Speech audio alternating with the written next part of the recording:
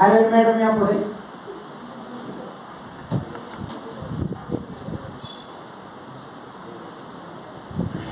हा जबरदस्त रिझल्ट आहे आपल्या सर्वांसाठी.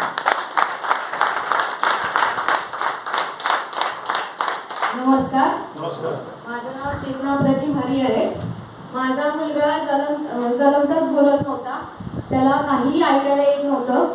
तो म्हणजे स्वतः कसं निगडीत असतं माणूस, माझी दुनिया तशी त्याची दुनिया होती. 2 वर्षाचा झाला तरी त्याला काहीच कळत नव्हतं, गाडी आलेली कळत नव्हतं, काहीच कळत नव्हतं. मी 4 ते 5 दवाखाने केले. डॉक्टर फक्त टेस्टला 2000-3000 घ्यायचे, पण औषध नव्हतं. त्याच्यानंतर 3-3.5 वर्षाचा झाला तरी औषध काय मला भेटलं नाही. मी त्याची लोणावळ्याला मनशक्ती केंद्र आहे, तिथे 1800 रुपयाची फक्त फी भरली. त्यांनी टेस्ट केलं, त्यांनी सांगितलं की त्याला मेन पॉवर जास्त आहे. आता ही मेन पॉवर जास्त असल्यामुळे काय करणं शक्यच नव्हतं आम्हाला. आता करायचं काय? मग असेच आमच्या जवळच्या काकू, खराडे काकू, त्यांनी सांगितलं आयुर्वेदिक औषध आहे, तिथे तुम्ही त्याला घेऊन जा. मग मी त्याला डॉक्टरांकडे नेलं.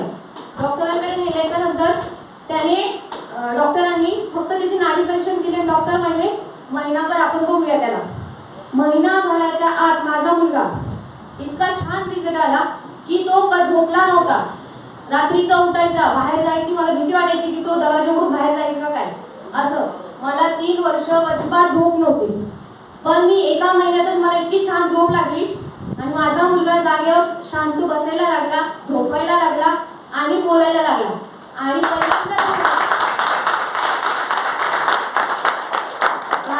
3-3.5 वर्षाच्या नंतर पहिल्यांदा तो मला आई बोलला.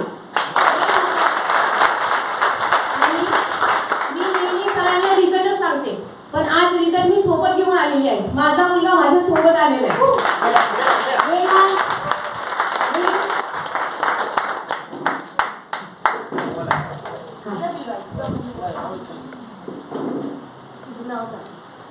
माझे नाव Vedanta Pradeep Harihar.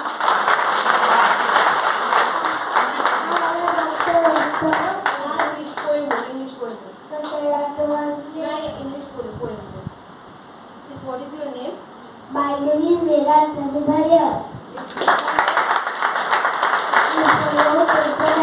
School. Doctor name? Uh, Doctor name? Bilokar sir. नमस्कार. नमस्कार. माझे नाव वेदांत प्रदीप हरिहर. त्याला अजिबात काहीच बोलता येत नव्हतं. तो आता 1 नाही 3 लँग्वेज बोलतो. मराठी बोलतो, इंग्लिश बोलतो, हिंदी सुद्धा बोलतो. शाळेमध्ये तो टॉपर आहे. धन्यवाद. तर बघा, हा जो मुलगा आहे, ह्या मुलाची बरेच ठिकाणी ट्रीटमेंट चालू होती. डॉक्टरांनी सांगितलेलं की ह्याला इलाज होऊ शकत नाही, त्याच्या ब्रेनवरती एवढा स्ट्रोक बसलेला आहे की त्याचं 15 वर्ष पूर्ण झाल्याशिवाय त्याचं ऑपरेशन करू शकत नाही.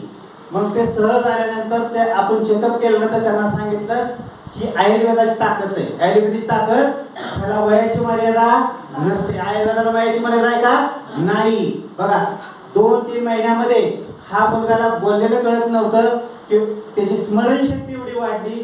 तो इंग्लिशमध्ये बोलायला लागला, हिंदीमध्ये बोलायला लागला, मराठीमध्ये बोलायला लागला. ह्याच्यापेक्षा चांगले रिझल्ट काय पाहिजे?